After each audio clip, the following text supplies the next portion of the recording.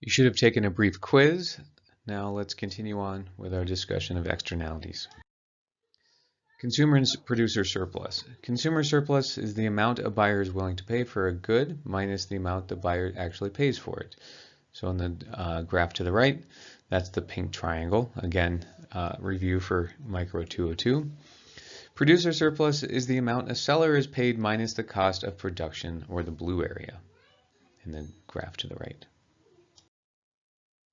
Now let's look at consumer and producer surplus with externalities. So this graph is the same as the previous ones, except now we have a marginal social cost curve.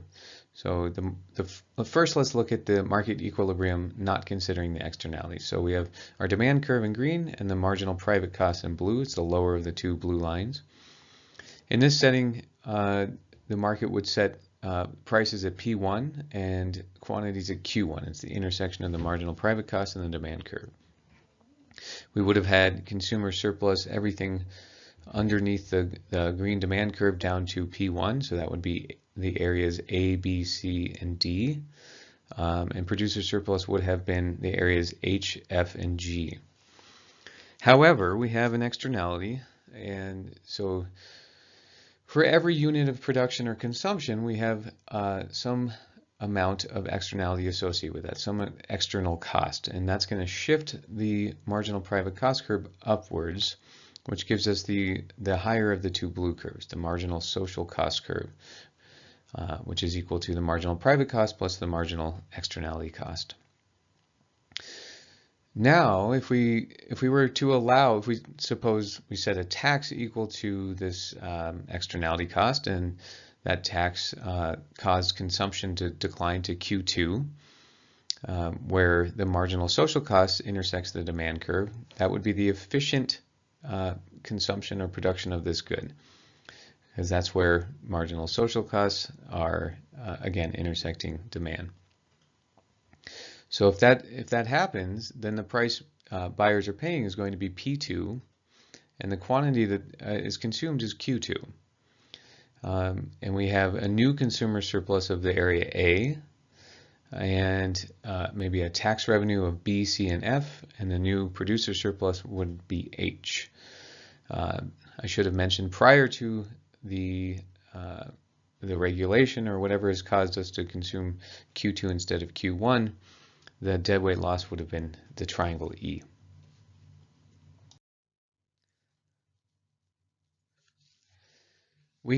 Let's talk about solutions to externalities. So we have a private solution. It's the Coase theorem.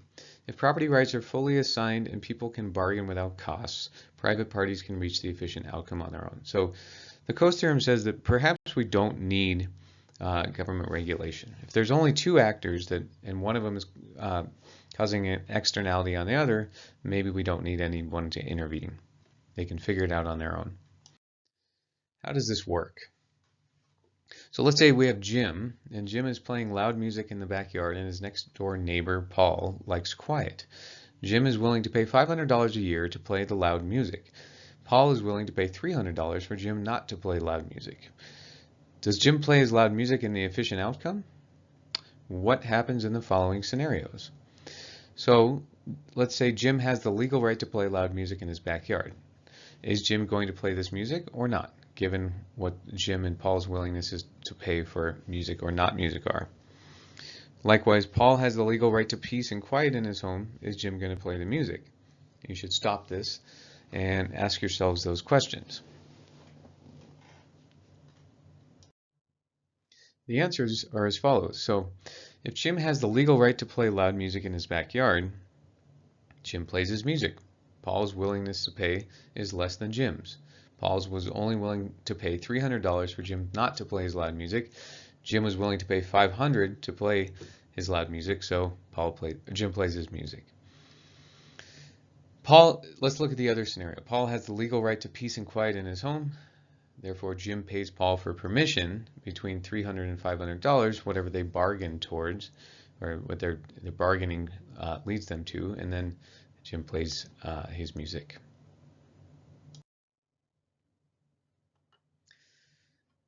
This is all nice and good, but private solutions typically don't work for pollution. transaction costs often keep parties from agreeing to and following through on a bargain. So in our previous example, we had Jim and Paul, two people trying to solve one problem. But in a pollution setting, we have maybe several polluters and many people that are suffering from the effects of the pollution. So private solutions don't often work in this context. We can't have many people gathering together and telling energy companies that they're polluting, and the energy companies therefore decide to pay them. We need a government intervention. This is called a transaction cost.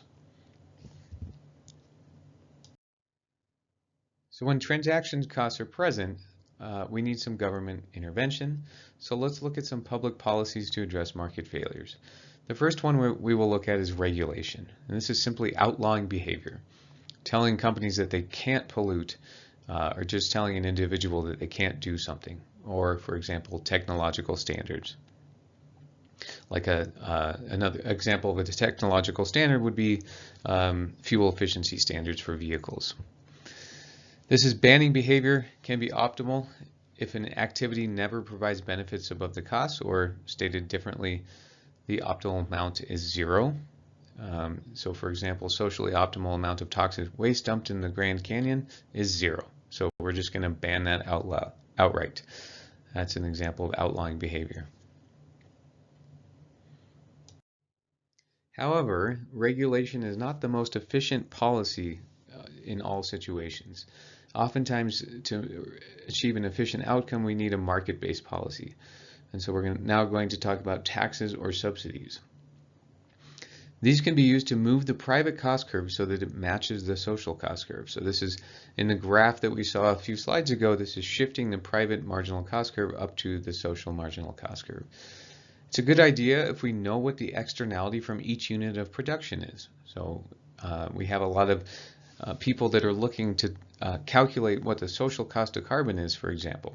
That's the cost or the externality cost from every additional unit of carbon pumped into the atmosphere. And so we know what that costs, and we can tax at that rate.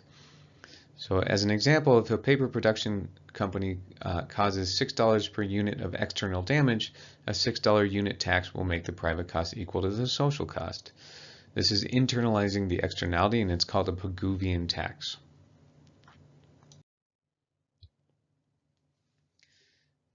Another policy is a cap and trade program. Cap and trade programs require a permit for each unit of the externality and allows producers to buy and sell permits. So in this case, it would be a permit for every unit of pollution produced. And being able to buy and sell permits is important because it allows firms to equate marginal abatement costs. For example, firms with higher marginal abatement costs buy permits from firms with lower marginal abatement costs, and firms with lower marginal abatement costs sell permits to firms with higher marginal abatement costs. And lower abatement cost firms reduce their emissions, while higher abatement cost firms do not reduce their emissions. It's a good idea if we know exactly what level of the externality we are willing to tolerate. We can set the cap at that level. Suppose we want to limit emissions to 10 units of emissions. We know that that's what we want to get to, and so we can do that with a cap and trade program. Incidentally, if we didn't allow trading of permits, then it would just be the same as a regulation in Policy 1. In a perfect setting with no dynamics, a cap and trade program and tax will both achieve the efficient outcome.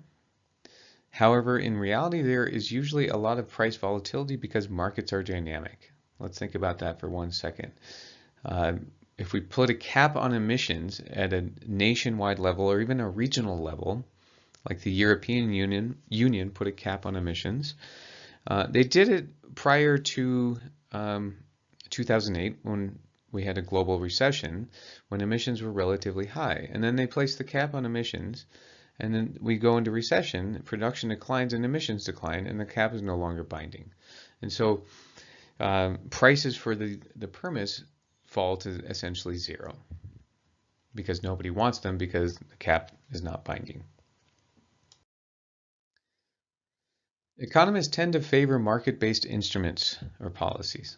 These market-based instruments, again, are taxes and subsidies, and cap and trade programs they focus on aggregate outcomes and let the market decide how market level goals are reached.